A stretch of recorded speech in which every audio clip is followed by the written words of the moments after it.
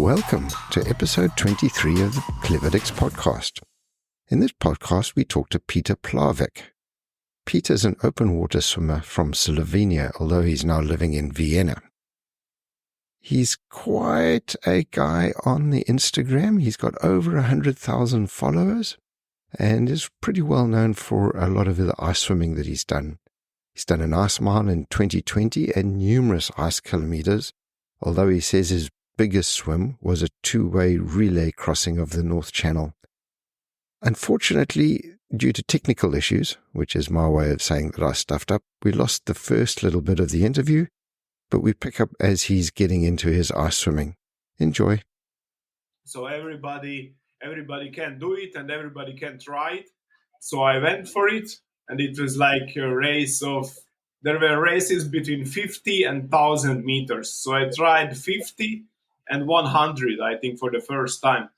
And I got some medals. It was like third place or something like this. And I was so motivated that I just wanted to learn more about swimming. So I trained it more and more and more. And now I have... So up until that point, Peter, you had no swimming background as a kid, for example, at school? No formal swimming lessons? Like that usual swimming background. I learned to swim, of course, from my parents in the school as well, but I could do just breaststroke and maybe 100 meters, 150 meters in a piece, and that was the maximum what I did before. Yeah. Okay. So no competitions, no trainings, nothing before. Just like a kid, that's it. So at this stage, what did your friends and family have to say with your addiction to cold water and ice swimming? Did they think that you were losing it? I think they didn't understand it completely. What am I doing? But they was fully supporting me. So they went with me for the first time when I went to a competition, and they was supporting me all the time. Yeah, but somehow they didn't saw something like this, a sport like this before. So I think they was wondering a little bit, because I was not really loving the cold before. I was like a usual guy, and it was like, yeah. So they was wondering. It's quite funny how that theme is quite common, where people will come from different fields, different backgrounds, but as soon as they get a taste for that cold water, it's definitely it has got an addictive quality to it, right? Yeah. Which is quite unique. Now, tell me, do you still use any of those methods that you learned from Wim Hof in terms of maybe when you first get into the water, or acclimatizing? Does it help with your longer swims in the water? I don't use any of those methods. No, I used them when I started, but now I don't use them anymore. I'm so happy to hear that, Peter. So I'm so happy. So what you're saying is, when you get out of the water, you don't stand around looking like a lame horse doing some sort of a horse. No, I don't.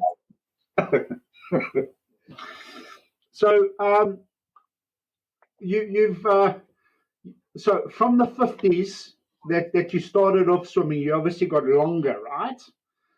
Yes. What are some of your longer ice swims that you've done? What times have you done?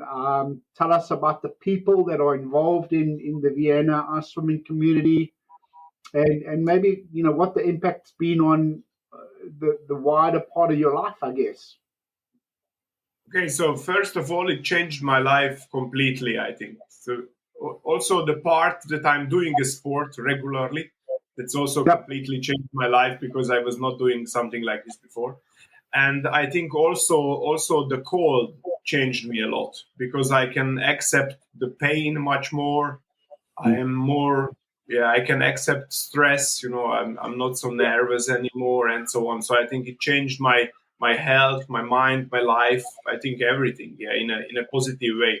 It's funny, but I was speaking with a guy 2 days ago about ice swimming, and I told him, I know a lot of people who started with ice swimming, but I don't know any who stopped. That's an interesting kind of sport. It's not like running or I don't know, something else, cycling, that you start to do it, and then if you don't find fun, or then you stop it. But if somebody starts to do ice swimming, this person will do it forever, because it's like you cannot stop anymore. It's so positive and so healthy and so much fun and everything, that I don't know anybody who stopped it after a while. Yeah. I have not heard it being described as fun before. Have you? No. For me, it's a challenge, and I do feel that I'm somewhat addicted. But the fun part of it, we were getting into the water for a swim this morning, and I was having the same conversation in my head as to why am I actually doing this. And 5 minutes later, I was convinced. But the getting in part of it is not easy for me. Yeah, that's for sure the hardest part. Yeah, to get in. Yeah. So, do you find that? I know between Jim and myself, we do a little bit of work with the New Zealand ice community. In fact, we've got national swim champs in 2 weeks time. 2 weeks time. So we're busy preparing for that at the moment. But I don't know if we're quite as hardcore as you guys are in Europe, right? So just bear with us a little bit, but we're getting there. Part of the community appeal, I guess, is that when you're jumping into water of 3 degrees Celsius and you're swimming a kilometer or a mile, you're putting your well-being and your safety into the guys around you, right? Yes. And that creates like a massive bond and respect, I guess. So the guys that are looking after you have got a massive respect for you swimming. And the swimmer is looking sort of out towards the safety guys with some type of also respect and Trust. I guess trust in terms of them looking after you, right? Is it the same type of community in Vienna? Yeah. It's a very strong bond between the swimmer and the others who are watching for him. Yes, of course. Yeah. Okay. So it's summertime over in Europe. Do you have somewhere? Do you have ice dips or ice baths all the way through summer, or is this more just a winter activity? Not really. I do it more as a winter activity, and I'm trying to get better in summer. In endurance, speed, and technique, and so on. So it's like I'm still swimming 6 or 7 times per week in the summer as well, but I'm mostly in the pool and only trying to improve the speed, technique, endurance, and so on. Yeah. So in the summertime, I concentrate more on longer swims, marathon swims, and in the winter time is then ice swimming. That's cool. There will be a possibility to have some ice dips here in Austria also in the summer, but the mountains are too far, and I don't really want to drive 3 or 4 hours because of a few minutes ice dip. Yeah, that makes a lot of sense. So you've done some pretty cool ice swims. You've talked about marathon swims. Could you tell us a little bit about some of the longer swims that you've done? Yes, so I've one of the bigger. So I did a few like 10K, 16K, and so on, a few of them, and then I met a few guys from the team Sport Fanatic, and we did 3 years ago. We did the North Channel in a 2-way relay, so 4-person 2-way relay, and we was the first ones who did it. So you can find it in the Guinness Book of Records as well. Yeah, nice. It was the first 4-person relay who won it. And how long did that take you guys? Yeah, it took us something around, if I remember, 25 or 26 hours. It's also that. I mean, it's tough to get in and out, in and out, in and out. Right? That's again a very different type of. We had quite cold water. It was somewhere between 10 and 13 degrees. Yeah. Yeah, so it was quite cold, and we met a lot of jellyfish. So it was really a pain. It was like 25 hours of pain. Yeah. How long? If you swim it solo and you feel that pain, but the water is cooling it down a little bit, But if you are in a relay and you change every hour, so you are 1 hour swimming, 3 hours on the boat, and these 3 hours are really painful because you are not in the cold water. Doesn't sound like a lot of fun, Peter. Again, back to the water to swim again. Yeah. So by the time you're getting back, you're probably still cold from your first shift, right? Or would you have warmed up? A little bit cold, yeah, a little bit. Because when you are on the boat, you can eat, drink some hot tea or something. So it's okay. But but the pain, I think that was the worst part of the swim. So each of you probably swam 6 times then? Yes. Yeah. Each of us 6 times, and one guy swam 7 times, I think. Yeah. Oh, that's an amazing effort. Yeah. What did you feed on? That was the first big swim that I find out that I really like the cold water also for longer distances. And then I did last year in the summer, I swam Batalla de Rande. I don't know if you heard about it. It's a marathon swim in Vigo in Spain in the Atlantic Ocean. It's also quite cold. And it was a 27 kilometer race. There were 100 swimmers from around the world. And there was the water as well, somewhere between 14 and 16 degrees. I was swimming 8.5 hours. So again, 8.5 hours in water of 14, that's going to catch up to you, right? So that last 2 or 3 hours, you must have been digging pretty deep in terms of just mental toughness and physical toughness. Yes. Did you have sort of a kayak with you or somebody looking after you in terms of? It is a race, and it's very good organized. So it works like we were in smaller groups like around 20 swimmers. Yep. And the first part, there is a big boat traffic. So we was guided by a lot of small ships and kayaks for the first part, like for the first 3 or 4 hours. And then the race started. So then these groups were open, and everybody could swim his own pace. And then there was only a small kayak, and every 2 hours or every 1.5 hours there was a possibility to feed.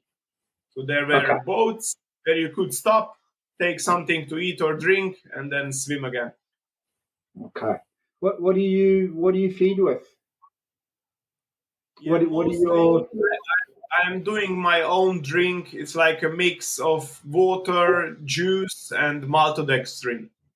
It's kind of a carbohydrate drink. Got you. And it's cold or is it warm?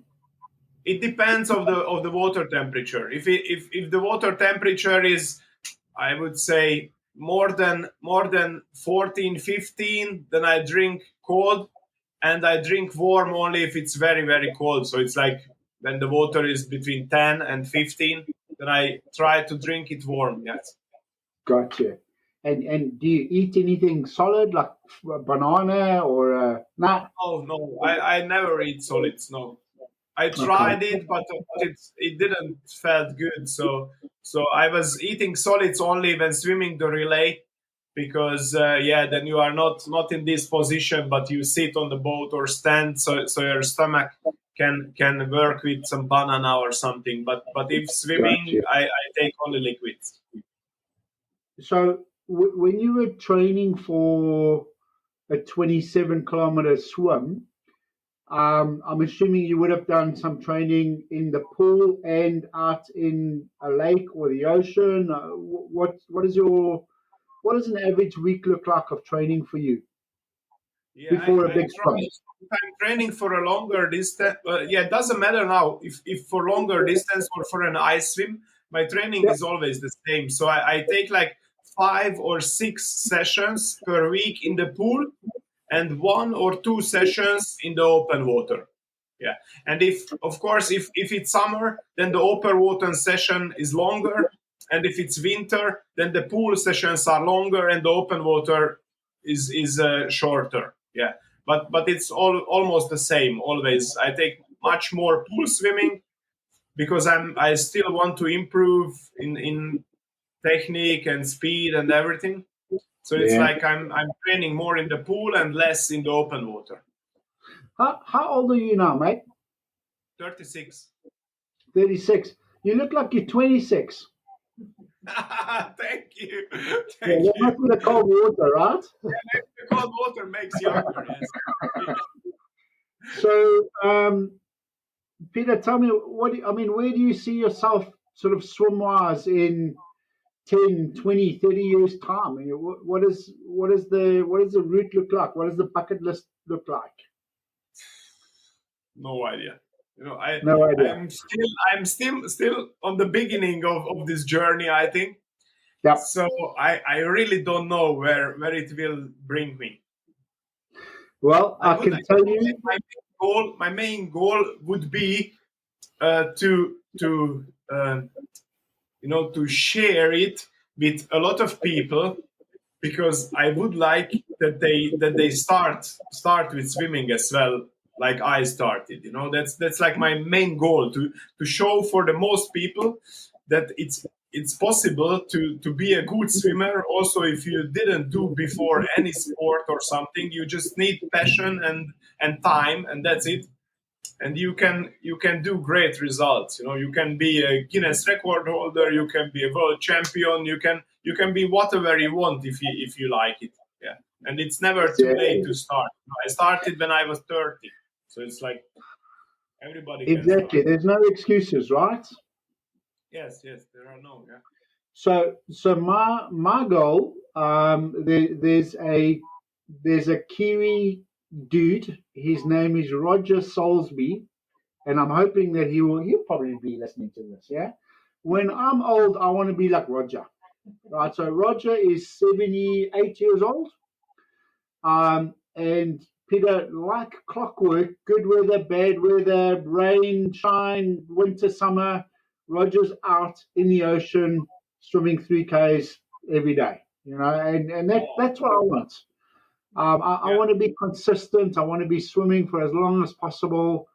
Most of the friends that I've met in New Zealand come from the swimming fraternity.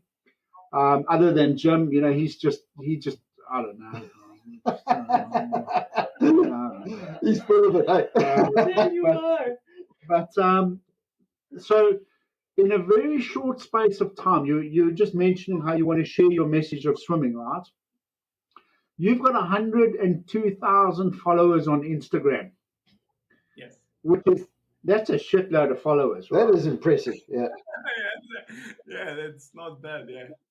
So I think you're doing a pretty decent job of sharing the message with regards to swimming, and I'm pretty sure that's only going to grow, right? So have you got any other plans and any other clever ways of sharing the message? I have more of them, yes, but I still would like to gain a bit more experience. Yeah. It's like, for sure, one time I would like to do some short movie or write a book or do some some clinics for swimmers who would like to start it or something like this. But I'm still in that part where I want to gain more experience, because I know already a lot, but for sure not everything. So it's like I would like to learn a bit more about this sport, to see it from more perspectives, and then I could share much more with the people. Now I can tell the people only what I did before and how I did, but Yeah. Maybe not everything is correct. I tried more ways, but maybe for somebody it works in a different way. So I still would like to learn a little bit more. Yeah. So if you're ever coming across to New Zealand, give Jim a shout. He's got a spare bed for you. No, we do. Yeah, we will do our best to look after you here, and take you. New Zealand has got some amazing swims. Obviously, the famous ones would be Cook Strait and Lake Taupo. We've got a great swim around a volcano here called the Rangitoto Island volcano. And literally, it's the type of place, Peter, where you can drive and you can park anywhere except in the West Coast. You can park anywhere on the East Coast and go swim. What's wrong with the West Coast? It's a bit rough, right? It's like Rosettenville in Johannesburg, right? It's a little bit. Oh, the West Coast is fine. As long as you like a bit of surf, you're going to be fine. So it's really good. What's your fastest 1 kilometer in the ice? The fastest is now 14:29. That's pretty zippy, eh? Yeah. And is that a record of sorts? Yeah, it's the national record in ice swimming in Slovakia at the moment, and it's like across all age groups. Across all age groups, yeah. That's awesome, dude. Well done. Yeah, and it's in my age group. It is, I think, like the 5th or 6th fastest time ever in the world. That's cruising, eh? That's very good. So I've got a couple of age group records, nationals. Yes. Yeah, because I'm the only one in my age group. That's perfect. So every swim is a new record. Great. How does that compare to your fastest kilometer in warmer water? Like, how fast would you be able to go in, I don't know, 20 degrees? Yeah, the fastest. I just did a test last week, and my fastest was 13:58. So it's 30 seconds faster than in the ice. Yeah, but that one in the ice was in January or February, and now we have June already. So I think my ice kilometer also improved, but I just need cold water to measure it. Yeah, there you go. Well, it's also a bit different because with the ice, they want you to touch and turn. You can't do a tumble turn. So it's always going to be a little bit slower, I think. It will be always, yeah. Also because of the turn and also because of the cold, So it will be always a little bit colder.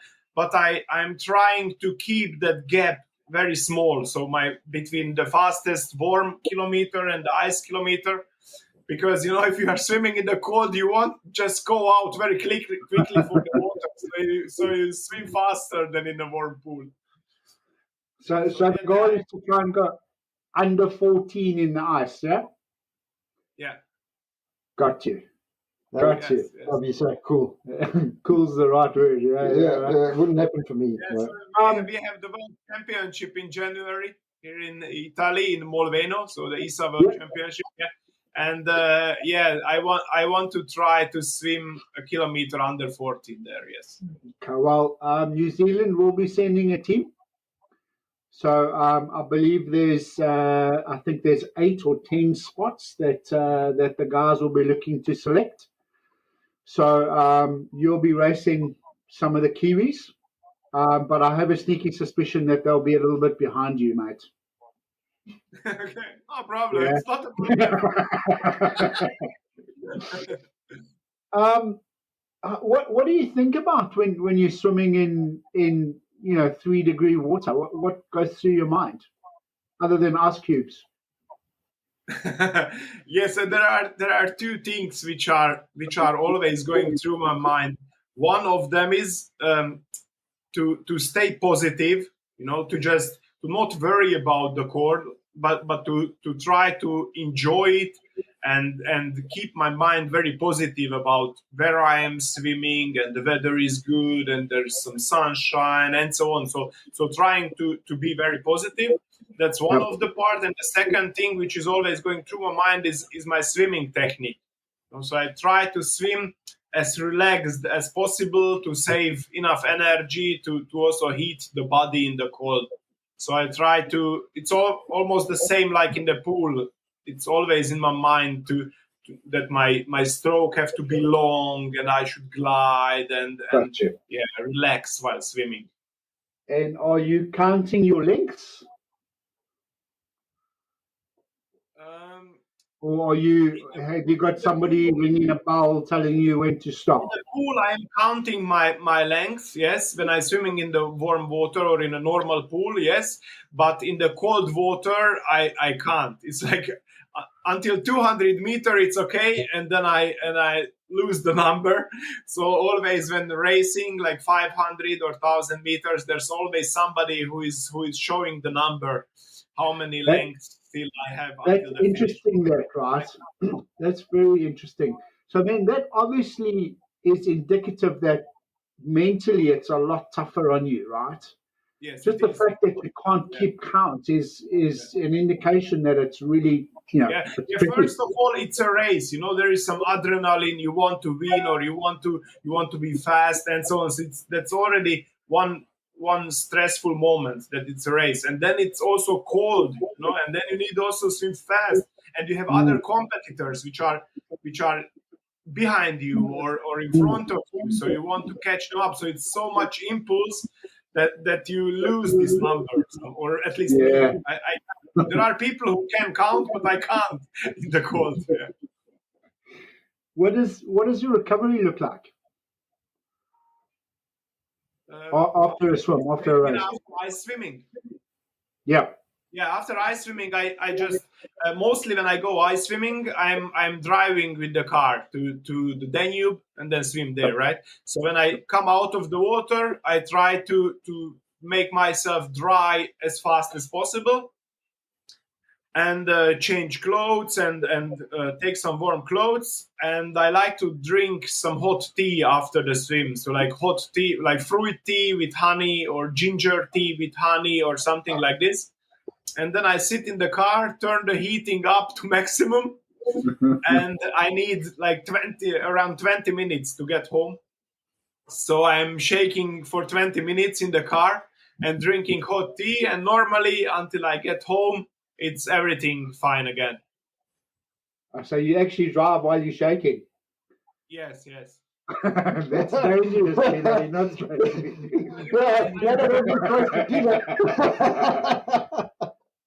It's not shaking like this. So you keep the car on the road, yeah? Much smaller shaking, Or if I swim, we do also sometimes a few rounds of running after the ice swim. So we change clothes and we run for a few minutes, just very easy and very slow, because then the body starts to heat up from inside as well, and then the recovery is going much faster. But when racing, then I drink hot tea and I go to the sauna and hot tub, because then is the recovery much faster for the next race. What's the furthest you've swum in the ice? That's the ice mile. A mile. So 1,609 meters. Yeah. That's in a lake or in a pool? It was a 25-meter pool built on a lake. So it was cut out of the ice. Yes, it was cut out of the ice. There were lanes. The two sides were from wood, and it was 25 meters in Burghausen, in Germany. And then there I swam the ice mile. That was the longest. That must be an amazing feeling, right? I mean, the ice ones that we've done here is, even though the water's 3 degrees and there's maybe snow on the mountains, we're not cutting ice out the lake, right? We're swimming on a normal lake. It must be mentally just so amazing to be swimming in, like an Eskimo cuts a hole out the ice to go fishing. It looks amazing, right? It really, I'm envious. I'm green with envy. Have you ever been part of that setup? I mean, how do they cut the ice out? Is it like chainsaws? It depends how much ice is there. So it's sometimes you just cut it out. And there is like 5 centimeters of ice. It depends of the season, how cold it is, and so on. So it's like sometimes you need a chainsaw. Sometimes you just need to cut it always when the ice is coming. When it starts to freeze, you just always cut, and then it's not freezing completely, but only outside of the pool. So it always depends of the weather. And what does the safety look like when you're doing an event like that? Have you got? This was an organized race, so that was a race between 50 and 1,000 meters. So there were a lot of people racing for 2 days, and that was the ice mile was the special part of this event. So it was like you can race for 2 days, and on the 3rd day, if you want, you can apply for an ice mile, right? And I came there because I just wanted to swim the 1K as a race. And I was there with a few friends, and they told me, don't swim the 1,000, you are already prepared for the mile. Let's try it, let's swim it together, and so on. And I was like, I don't know if I can do it or if I should try it. But I went through the medical, and they say it's everything fine, you can go. And Josef, who was teaching me all this ice swimming, he was there as well, and he told me that he will support me and I can try it, so he believes in me. And I tried, and it was really, really hard, because it was I think 4 years ago. Yeah, it was 4 years ago, and my swimming technique was not really good. So I was swimming it 34 minutes. I got you. So you've improved drastically over the last couple of years, right? Yes, a lot. Yeah. Now, if I would try it, it would be for sure somewhere between 25, 27 minutes. I don't know, something like this. But I swam for 34 minutes, and then, of course, they took it on the video, because if you are sending it to ISA, you need to show them the pictures, the videos, and everything. And when I saw that video, the last 200 meters, they took me around 5 or 6 minutes, I don't know. And it was so slow. It looked like I'm standing in one place on the video. Yeah. Mentally, that's a tough spot to be in, right? Yes, it is, yeah. No. Carry on, mate. You're doing wonderful as always. Somebody's got the gift of the gab here, I think. Yeah. Yeah, clever dicks, right? It's nice to talk shit. Okay, so you've done one ice mile, or have you done multiple? One. Yeah, I did already a lot of ice kilometers, but only one ice mile. Yeah. Got you. And this winter coming up now, you're going to crack it again, and you're going to swim sub 30. Yeah. Yeah, we will see. I've got a good feeling about this, right? I think you'll be cool. But we will see how it works out. Got you. Now, at those organized events of yours, would you have, for example, a paramedic there and for example, a tent where there's heaters inside and blankets to help you recover, or what does that setup look like? Yeah, the setup looked like, I was swimming, and there was a medical team. And I came out of the water, they helped me out, and there was a tent which was room temperature. So it was around 15 to 20 degrees Celsius. And they brought me to that tent for around 20 minutes and gave me blankets and hot tea and everything. But I was extremely shaking. So it was really painful. The shaking was really painful. Yeah. And then after 20 minutes, we went to a next tent, which was heated. It was like a sauna tent. Got So you. it was already much warmer. It was, I don't know, somewhere around 60 degrees or something like this. Wow. Okay. You're not physically dressed in a jacket and warm, dry clothes. No, I was only in swimwear and a blanket. And then For when the I first got 10. to the next tent, in the hot tent, I took down the blanket. So I was only in swimwear, that the warm is going much faster through my body. And Got I you. was there as well for around 20, 30 minutes. And this medical team was all the time with me. Yeah. So there was always somebody next to me, at least one or two person. And then when the shaking was less, they took me to a hot tub. There was a big tub with hot water, and then I was sitting there for 30 minutes, I think. So Okay. and when I got out of this tub, then I was completely recovered. Yeah, so the recovery took me around 1 hour 20 minutes, something like this. Got you. So tent number 1, you're busy thinking, this is stupid. I hate this. I'm never going to do it again. Tent number 2, you're thinking, I reckon I could have done a little bit better. Maybe I'll do this next year. By the time you're in the hot tub, you're looking for paperwork to sign up for the next Ice Mile, right? Yeah, not completely like that, but yeah. It was like more of that. In the first tent, I was thinking about, what did I do? What was this now? And then in the second one, it was more like I was really proud that I did it. Yes. And in the third one, in the hot tub, I was thinking about why I had this bad time and how could I swim it next time faster. So, what does your mother think of all of this? Is your mum still around? Yes. And does she think you're crazy? Yes, I think she thinks, and the problem is when I was swimming the ice mile, it was in Germany, in Burghausen, and she living a few kilometers away, and she came to visit me because she wanted to see how I raced the 1 kilometer, and I did a mile, and she saw it.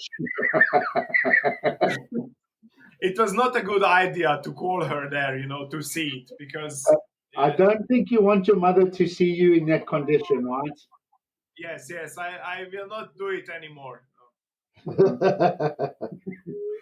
Please don't drive home after an Ice Mile. Crying like the last 10 minutes of the swim, she was crying. And I think the 1 hour when I was recovering, she was crying as well, 1 hour nonstop. It's emotional, right? It's very emotional to see. Yeah. And again, that's probably why we... Have you got any ambitions to do anything longer in the warmer water? So, or maybe warmer and cold, right? So ICE's got the extreme swims, which would be further than a mile. I'm keen to know, what you're thinking about potentially somewhere down the line on that. And I'm also keen to know, maybe from a summer perspective, do you want to see what your body can do, for further than 27 Ks? Does that appeal to you or not? Yes. So first about this, the cold swims, which are longer than the mile.